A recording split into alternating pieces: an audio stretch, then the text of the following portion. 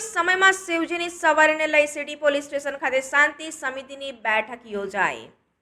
સમાચાર સામે આવે છે કે વડોદરા શહેરમાં શિવરાત્રી નિમિત્તે સવારી અને રમજાન મહિનાને લઈને કાયદો વ્યવસ્થા જળવાય તે હેતુથી વડોદરા શહેર સિટી પોલીસ સ્ટેશન ખાતે શાંતિ સમિતિની બેઠક મળી હતી, જેમાં હિન્દુ સમાજના અગ્રણી અને મુસ્લિમ સમાજના અગ્રણીઓ ઉપસ્થિત રહ્યા હતા।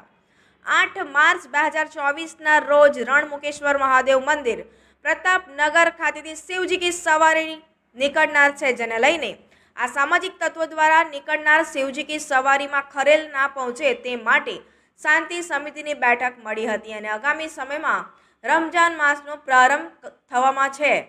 રમજાન મહિનો શાંતિપૂર્ણ ઉજવાય તે હેતુથી વડોદરા શહેર સિટી પોલીસ સ્ટેશન ખાતે શાંતિ સમિતિની બેઠક મળી હતી, જેમાં હિન્દુ સમાજના અને મુસ્લિમ સમાજના અગ્રણીઓ સાથે ચર્ચા વિચારણા કરવામાં આવી હતી। આ બેઠકમાં ડીસીપી પન્ના મોમાયા, એસીપી સાથે સિટી પોલીસ સ્ટેશનના પીઆઈ સાહેબ ઉપસ્થિત રહ્યા હતા।